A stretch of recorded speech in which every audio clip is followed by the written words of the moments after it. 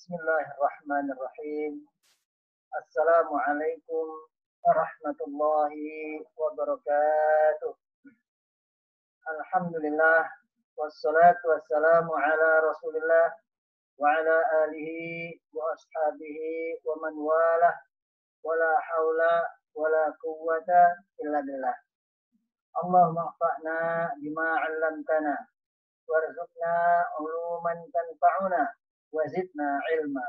Allahumma arinal haqqa haqqan warzuqna ittiba'ah wa arinal batila batilan warzuqna ijtinabah. Alhamdulillah, ahlan wa sahlan ya Ramadan. Marhaban ya Ramadan.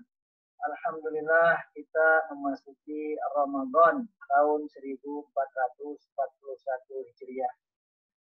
Walau dengan kondisi kita menghadapi suasana COVID-19, tapi alhamdulillah ala kulli hal Allah sampaikan kepada kita Ramadan tahun ini. Semoga Allah SWT karuniakan Ramadan untuk kita dan kita dikaruniakan untuk Ramadan sehingga kita bisa optimal melaksanakan ibadah Ramadan tahun ini. Untuk kajian pada saat ini kita akan berbicara tentang masjid menjadi solusi jamaah. Ini adalah sebuah kajian untuk menjadi bahan dari masukan untuk para pengurus masjid. Bagaimana masjid itu memerankan fungsinya dan pengurus masjid menjadi pelayan dari masjid itu. Maka dengan adanya materi ini semoga kita bisa mendapatkan manfaat yang banyak untuk kebaikan-kebaikan kita semua. Amin ya rabbal alamin. Seorang dai, nabi, diutus oleh Allah Subhanahu wa taala sebagaimana disebutkan dalam Al-Qur'an, A'udzu billahi minasyaitonir rajim. Huwallazi ba'atsa fil ummiyina rasulan minhum yatlu 'alaihim ayatihi wa yuzakkihim wa yu'allimuhumul kitaba wal hikmah wa in kanu min qablu lafi dhalalin mubin. Huwallazi, dialah Allah, ba'atsa, yang mengutus, fil ummiyina, pada masyarakat yang ummi, tidak bisa membaca, tidak bisa menulis, rasulan minhum, seorang rasul dari mereka yang ummi itu, artinya dari bangsa mereka, bukan dari bangsa lain. Yatlu alaihim ayatihi, yang di situ sang Rasul tadi melaksanakan fungsi tilawah, yang membacakan ayat-ayat Allah Subhanahu wa Ta'ala, menyampaikan ayat-ayat Allah tersebut dengan membacanya. Wa yuzakkihim, dan memberikan tazkiyah atau membersihkan jiwa-jiwa mereka, yaitu mengajarkan bagaimana cara membersihkan jiwa dari berbagai macam dosa dan maksiat. Wa yu'allimuhumul kitaba wal hikmah, dan kemudian mengajar kepada mereka Alkitab, yaitu Al-Quran, wal hikmah, sunnah Rasulullah Sallallahu Alaihi Wasallam atau hadis Rasulullah Sallallahu Alaihi Wasallam. Wa in kanu, walaupun sebelumnya mereka itu, min qablu, sebelumnya, lafi dhalalin mubin, dalam kesesatan yang nyata. Fungsi Nabi dan Rasul datang, ada 3 fungsi di situ. Datang kepada sebuah umat yang fi dhalalin mubin, dalam kesesatan yang nyata. Sesatnya jelas-jelas sesat, nyatanya nyata-nyata sesat, sehingga di situ datang Nabi dan Rasul tadi. Bukan pada masyarakat yang jelas baiknya, tapi jelas sesatnya. Lafi dhalalin mubin. Fungsi Nabi dan Rasul itu ada 3 di situ. yaitu yatlu alaihim, membacakan ayat-ayatnya, wa yuzakkihim, dan mengajarkan bagaimana cara mensucikan diri, membersihkan diri dari dosa dan maksiat. Kemudian wa yu'allimuhumul kitaba wal hikmah, memberikan penjelasan ajaran dari kitab yang sudah dibacakan di awal. Itulah fungsi daripada seorang nabi dan rasul. Dan itu jugalah yang menjadi fungsi dari dakwah itu sendiri. Karena masjid merupakan salah satu dari tempat untuk dilakukannya dakwah, maka itu jugalah yang seharusnya diperankan oleh masjid, yaitu fungsinya sebagai fungsi dakwah. Mengajarkan bagaimana tilawah, membaca ayat-ayat Allah, tazkiyah, bagaimana mengajarkan orang-orang mensucikan diri dari dosa dan maksiat, dan ta'lim, mengajarkan orang bagaimana cara mempelajari Al-Quran dan hadis Rasulullah Sallallahu Alaihi Wasallam. Sehingga seorang dai itu memiliki target dalam aktivitasnya. Apa targetnya itu? Yaitu sampainya risalah dakwah kepada objek dakwah dengan baik dan benar. Artinya, fungsi seorang dai itu laksana kabel yang mengalirkan listrik. Kabel yang baik adalah kabel yang bisa menyampaikan aliran listrik tersebut dengan baik tanpa hambatan yang berarti. Yang hambatan itu bisa merusak daripada sampainya listrik kepada yang menjadi objeknya. Begitu juga dengan seorang dai. Aktivitas seorang dai, targetnya adalah menyampaikan risalah dakwah kepada objek dakwah dengan cara yang baik sehingga bisa diterima dengan baik oleh objek dakwah tersebut. Dan dari situlah nanti kita berharap Allah Subhanahu wa Ta'ala menyampaikan hidayahnya untuk orang tersebut melalui apa yang dilakukan oleh seorang dai. Dan masjid itu berfungsi seperti itu. Fungsinya menjalankan fungsi transformasi agar dakwah sampai kepada objek dakwah dengan baik sehingga menjadikan objek dakwah tersebut mendapatkan hidayah dari Allah Subhanahu wa Ta'ala. Kaum muslimin wal muslimat rahimakumullah. Ketika seorang dai akan berdakwah atau menyampaikan dakwah, kapankah dakwah itu bisa dilaksanakan? Atau kapankah dakwah itu akan bisa diterima oleh objek dakwah? Sebuah dakwah itu akan bisa diterima oleh objek dakwah. Dan seorang dai akan bisa melaksanakan dakwahnya apabila terpenuhi dua hal. Itu yang disindir atau disampaikan dalam Al-Quran. Alladzi at'amahum min ju' wa amanahum min khauf. Yaitu Allah Subhanahu wa Ta'ala yang memberikan makanan, mengenyangkan mereka dari kelaparan dan memberikan keamanan mereka dari ketakutan. Yaitu ketika seorang dai atau objek daripada dakwah tersebut yang menjadi objek dakwah tersebut sudah tercukupi kebutuhan makannya dan tercukupi juga kebutuhan jaminan keamanan dari ketakutan.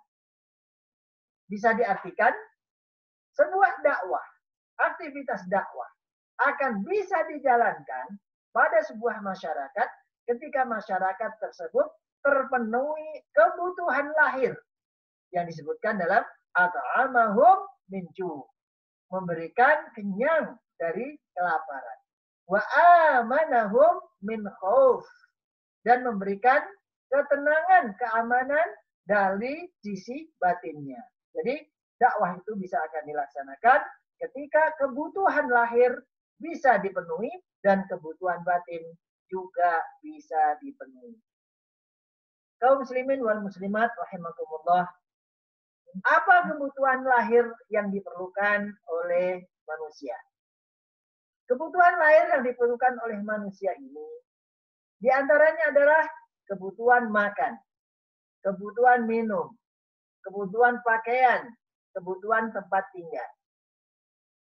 Kebutuhan lahir ini juga bisa diartikan kebutuhan biologis manusia. Jadi manusia akan bisa diberikan masukan tentang dakwah, tentang apa saja ketika kebutuhan biologisnya sudah terpenuhi. Apabila kebutuhan biologisnya tidak terpenuhi, maka sulit rasanya dakwah bisa dijalankan atau dakwah bisa diterima oleh objek dakwah. Seperti kita paham, kalau sesuatu itu sudah menjadi atau bagian dari kebutuhan biologis itu tidak bisa dihilangkan. Kebutuhan biologis juga tidak bisa dialihkan. Apabila sudah datang masanya orang kebutuhan akan biologisnya, maka tidak bisa dialihkan kemana-mana. Juga kebutuhan biologis apabila sudah datang tidak bisa ditunda. Kebutuhan biologis hanya bisa diatur. Oleh karena itu, kita sebagai seorang muslim mesti paham di sini. Jadi, apa kebutuhan biologis manusia? Kemudian setelah itu, apakah kebutuhan biologis manusia itu sudah terpenuhi? Ataukah kebutuhan biologis manusia itu belum terpenuhi? Kalau belum terpenuhi, entah itu yang memenuhi dari kita atau dari orang lain, maka sulit rasanya untuk menerima yang lain. Karena kebutuhan biologis itu harus dilaksanakan terlebih dahulu. Kemudian yang kedua adalah kebutuhan batin. Kebutuhan batin ini paling tidak ada dua hal, yaitu kebutuhan keamanan. Dan yang kedua adalah kebutuhan kenyamanan. Dalam kebutuhan lahir, kalau kita letakkan pada masjid, masjid mesti tahu kepada jamaahnya. Apakah jamaah yang ada di masjid itu kebutuhan lahirnya sudah dipenuhi? Ataukah kalau belum, apakah masjid itu mampu untuk memenuhinya? Intinya adalah masjid yang dalam hal ini pengurus masjid harus tahu bahwasanya kebutuhan jamaah itu ada kebutuhan lahir yang harus dipenuhi dulu. Begitu. Entah itu yang memenuhi dari masjid ataupun dari yang lain. Tapi sebuah masjid dan pengurus masjid mesti tahu hal ini. Jadi tidak boleh tanpa kita tahu kemudian kita membuat program begitu saja, tidak. Kemudian yang kedua adalah kebutuhan batin. Kebutuhan batin ini bentuknya adalah keamanan. Maksudnya kalau kita terapkan di masjid, orang yang pergi ke masjid harus merasa aman. Baik itu aman dari ancaman jiwanya, artinya jiwanya aman, ataupun makna aman-aman yang lain misalnya. Seorang merasa kalau dia ke masjid tertentu, maka dia merasa nggak aman. Entah apa sebabnya, kondisi masjid dan seterusnya, dia merasa nggak aman. Maka orang tidak akan datang ke masjid itu. Karena apa? Datang ke masjid tersebut, dia tidak merasa aman. Ini yang pertama. Kemudian yang kedua, kebutuhan batin harus dipenuhi kenyamanannya. Jadi, masjid dalam hal ini harus merasa nyaman jamaahnya datang ke situ. Entah nyaman karena tempatnya, entah nyaman karena orangnya, atau nyaman karena kondisinya. Kalau seseorang misalnya contoh tidak nyaman dengan orangnya.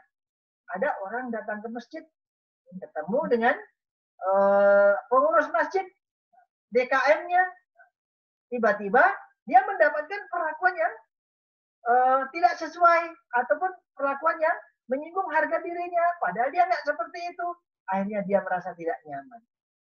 Maka jangan berharap kita bisa melakukan apa-apa kepada orang tersebut ketika dia datang ke masjid kita. Ini contoh, yaitu kenyamanan menurut nyaman tempatnya, nyaman dengan orang-orangnya, terutama pengurus masjidnya, dan nyaman dengan kondisi daripada masjid tersebut. Jadi ada dua sisi dari kebutuhan batin yang harus dipenuhi oleh masjid, dan dalam hal ini dilakukan juga oleh pengurus masjid, yaitu dari sisi keamanan, baik itu keamanan secara security, melindungi jiwa, atau keamanan dalam arti yang luas. Yang kedua adalah kenyamanan. Jadi jamaah merasa nyaman. Kenyamanan dari sisi tempatnya, nyaman dengan orang-orangnya, dengan jamaahnya yang lain, juga nyaman bersama dengan kondisi masjid. Oleh karena itulah, maka nanti masjid harus berfungsi sebagai pelayan jamaah.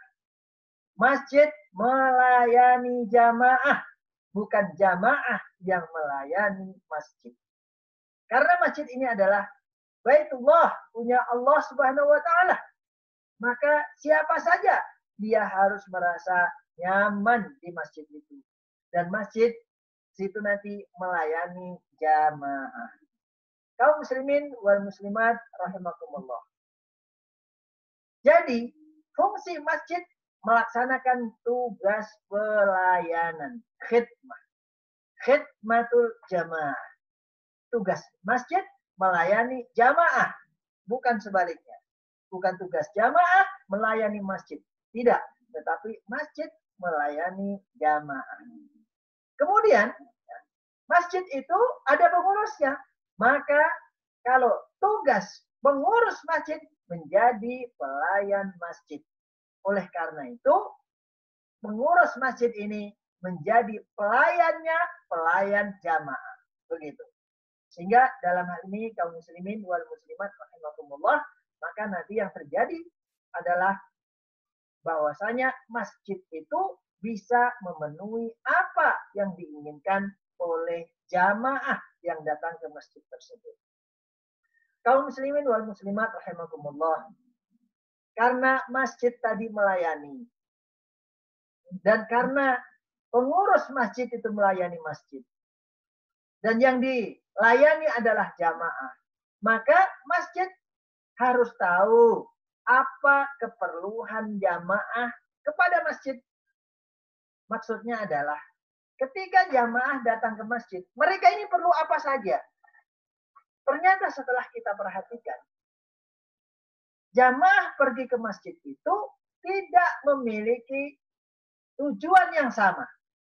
Tidak memiliki kebutuhan yang sama. Tetapi mereka memiliki kebutuhan yang berbeda-beda. Ada jamaah yang datang ke masjid karena kebutuhan lahir. Dia perlu makan, nggak punya makanan, datang ke masjid. Ada yang perlu sandang, nggak punya pakaian, datang ke masjid. Ada yang perlu tempat tinggal, dia datang ke masjid. Ada yang perlu biaya untuk pendidikan anaknya, maka dia datang ke masjid. Ada lagi yang datang untuk mencari biaya kesehatan, maka dia datang ke masjid. Ini di antara beberapa kebutuhan jamaah, yaitu kebutuhan lahir. Mereka datang ke masjid. Mesti kita ingat tadi, masjid harus menjadi pelayan daripada jamaah yang memiliki kebutuhan lahir ini. Begitu. Jadi ketika dia datang ke masjid, tugas masjid adalah menyambutnya. Tidak mesti memberikan, tapi menyambut dengan muka berseri-seri. Itu adalah bagian daripada keperluan tugas daripada masjid dan pelayan masjid. Karena masjid adalah pelayan jamaah dan pengurus masjid merupakan pelayan daripada masjid. Yang kedua, ada jamaah itu yang datang karena kebutuhan fikri, kebutuhan intelektual. Dia datang ke masjid bukan untuk cari makan. Dia datang ke masjid bukan ingin mencari bantuan. Tapi dia memiliki tujuan intelektual. Dia datang ingin mengikuti kajian, dia datang ingin pengajian, dia datang ingin konseling, dia ingin pendampingan, dan seterusnya. Sehingga yang dia inginkan dari masjid adalah kebutuhan intelektual yang memenuhi otaknya atau kebutuhan intelektualnya. Gitu. Ini yang kedua. Kemudian yang ketiga, ada jamaah masjid itu datang untuk memenuhi kebutuhan spiritualnya. Dia ingin ketenangan, mencari ketenangan. Seorang stres, udah nggak tahu pergi kemana, maka dia ke masjid. Dia ingin mencari ketenangan. Ketenangan beribadah, ingin minta bimbingan ibadah, ingin mencari mursyid atau arahan, ingin mencari pendamping untuk memenuhi kebutuhan kekurangan spiritualnya. Itu ada jamaah yang seperti itu. Ini kebutuhannya tidak seperti yang pertama, cari makan, enggak. Atau yang kedua, ingin mencari pengajian, enggak. Dia ingin mencari ketenangan beribadah, kebutuhan spiritualnya terpenuhi. Pokoknya kalau saya ke masjid sana, saya mendapatkan masukan-masukan dari jamaah masjid dan seterusnya, saya merasa tenang. Nah, itu. Ada yang kedua. Ada yang keempat, ya. Datang jamaah ke masjid untuk memenuhi kebutuhan sosialnya. Dia ingin lingkungan. Dia ingin komunitas masjid. Lingkungan masjid. Dia sudah capek dengan berbagai macam komunitas. Dia sudah capek letih dengan lingkungan-lingkungan yang ada. Maka dia ingin mencari kebutuhan sosial. Misalnya dia baru hijrah. Maka saya ingin mencari ketenangan. Mencari teman-teman yang bisa menguatkan kemauan saya dan ingin menguatkan daripada kebaikan saya ini. Nah, maka kebutuhan orang tersebut bukan kebutuhan lahir untuk cari makan, atau dia ingin mencari masukan-masukan intelektual, atau dia ingin mencari kebutuhan spiritual. Enggak. Dia ingin mencari orang yang bisa menjadi komunitas dia yang menguatkan dia. Seperti itu. Yang terakhir, ada juga jamaah itu yang keperluannya adalah ingin beramal soleh. Jadi menjadi donatur. Dia ingin beramal. Kalau dia datang ke masjid, dalam pikirannya, ini adalah tempat orang baik. Kalau saya beramal, memberikan bantuan, berikan dana, dan seterusnya ke tempat ini, maka yang saya berikan itu orang yang ahli ibadah. Maka akan begini, dan seterusnya. Tidak memenuhi kebutuhan pertama, yang lahir tadi mencari makan, atau ingin pengajian, enggak. Atau mencari kebutuhan spiritual, bukan. Atau mencari komunitas, tidak. Dia ingin beramal. Masing-masing ini kaum muslimin wal muslimat rahimakumullah. Tipologi jamaah dengan segala keperluannya ini, mereka ya harus dilayani beda-beda. Pelayanan yang diberikan oleh masjid kepada mereka harus sesuai dengan keperluan yang mereka perlukan. Apabila kita memberikan sesuatu tidak sesuai dengan apa yang mereka berikan, mereka minta, mereka mau, mereka butuhkan, maka mereka tidak akan pernah ke masjid lagi. Sehingga di sini kaum muslimin wal muslimat rahimakumullah, pengurus masjid harus paham betul. Jamaah yang ke masjid ini ada berapa, mereka ini kategorinya apa saja, dan apa yang mereka sedang cari di situ. Sehingga nanti pas pelayanan yang diberikan untuk orang-orang atau jamaah yang datang ke masjid tersebut. Sehingga di sini kaum muslimin wal muslimat rahimakumullah, masjid dan pengurus masjid harus menjadikan masjid sebagai pusat informasi. Jadi kalau ingin informasi apa-apa, maunya ke masjid. Ingin mencari kesulitan orang cari donasi ke masjid. Orang itu ingin kebingungan untuk nyari uang mau kemana, ke masjid. Juga menjadi pusat komunikasi. Karena yang tadi yang datang ke masjid itu bukan satu bentuk. Ada orang cari makan. Ada juga orang menjadi donasi. Dia dua-duanya datang ke masjid. Yang mereka tidak dipertemukan oleh Allah kecuali di masjid itu. Maka sang masjid ini harus bisa memfasilitasi antara yang ingin berdonasi dengan yang ingin mendapatkan bantuan tadi. Nah, itu masjid fungsinya. Kemudian juga menjadikan masjid sebagai pusat pelayanan. Artinya, masjid harus berfungsi sebagai khidmah. Khidmah kepada jamaah. Apapun dari latar belakang mereka dan apapun keinginan mereka, begitu. Selagi masih bisa dilayani untuk kebaikan dan tidak bertentangan dengan ajaran Islam tentu saja. Kemudian juga tugas masjid dan pengurus masjid itu adalah sebagai fasilitator yang memfasilitasi antara jamaah-jamaah masjid tadi yang bentuknya macam-macam. Ada yang tinggi pengetahuannya, ada yang rendah. Nah, fasilitatornya adalah masjid. Kalau mereka ada berdua, maka mereka akan berantem. Nah, ketika mereka mau berantem, nah, masjid dan pengurus masjid yang menjadi fasilitator jangan sampai terjadi berantem. Ada yang ilmunya tinggi, ada yang kurang ilmunya. Ada yang kaya, ada yang miskin. Begitu seterusnya. Nah, ini masjid dan pengurus masjid harus menjadi fasilitator. Dan yang terakhir, pengurus masjid itu kalau bisa berfungsi, melaksanakan fungsi advokasi bila memungkinkan. Nah, kalau memungkinkan, bisa berikan advokasi kepada masyarakat ketika mereka memerlukan itu. Walaupun masjid bukan lembaga bantuan hukum, nah, gitu. Tapi kalau memungkinkan, nah itu masjid, itu tadi jamaah masjid macam-macam, nah, gitu. Sehingga kalau bisa melakukan itu. Sehingga yang dilakukan di sini, masjid nanti akan menerima semua orang tanpa diskriminasi. Dan itu tanpa diskriminasi itu tergambar di wajah pengurus masjid tersebut. Jadi jangan sampai kaum muslimin dan muslimat, misalnya ada orang datang ke masjid gitu ya, pakai tato datang ke masjid dengan kaos kimplong begitu, datang ke masjid, pengurus masjid dari belum apa-apa sudah cemberut saja. Nah, padahal orang yang punya tato tadi datang ke masjid ingin bertaubat, kita nggak tahu.